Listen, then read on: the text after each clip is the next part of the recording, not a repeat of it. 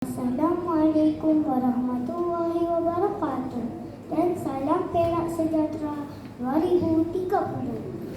Yang dihormati Puan Pengacara Majlis Barisan Hakim yang bijaksana, guru-guru dan rakan-rakan sekalian. Nama saya Nur Rahma Fitra binti Jeffrey Hazizul Hisham. Pada hari ini saya ingin berkongsi sebuah cerita moral yang bertajuk Si Gagak yang Dahaga. Di sebuah hutan yang hijau, tinggal seekor gagak yang bijak.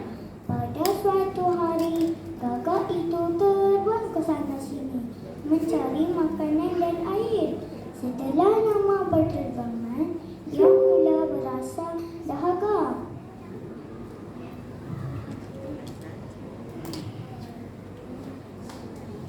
Musim panas yang terik menjadikan pencarian air sesuatu yang sukar. Gagak tidak berputus asa. Dia berhenti sejenak dan berfikir. Matanya melilau ke sekeliling. Lalu terlihat beberapa biji batu berhampiran takar. Namun gagak tidak berputus asa. Dia berhenti sejenak dan berfikir. Matanya melilau ke sekeliling. Lalu terlihat beberapa biji batu berhampiran takar. Namun gagak tidak berputus asa. Dia mengambil batu-batu itu dan memasukkannya ke dalam takar satu demi satu. Lama-kelamaan aras air mula naik. Akhirnya air itu cukup tinggi untuk dicapai oleh paruhnya.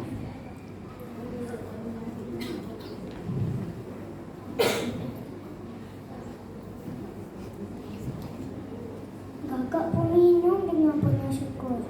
Akhirnya, air itu cukup tinggi untuk dicapai oleh paruhnya.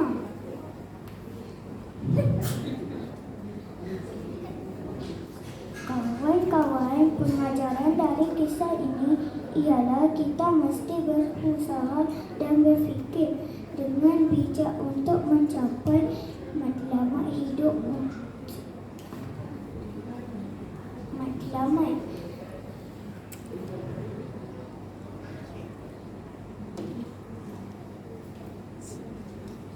Seperti kata pepatah, di mana ada kemauan, di situ ada jalan. Sekian.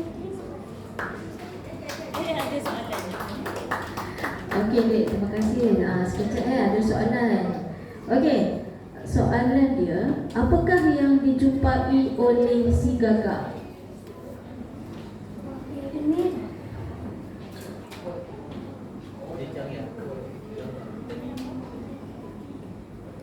Apakah yang dijumpai oleh si gagak? Masa waktu cari tu, dia jumpa apa? Batu. Batu. Bukan dia jumpa sebuah takar tadi.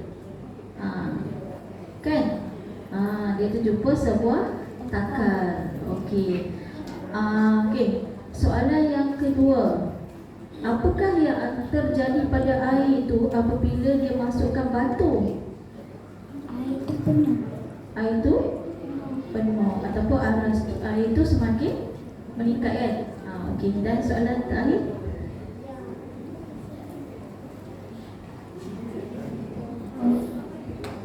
Soalan dia, kat mana gagak tu jumpa batu?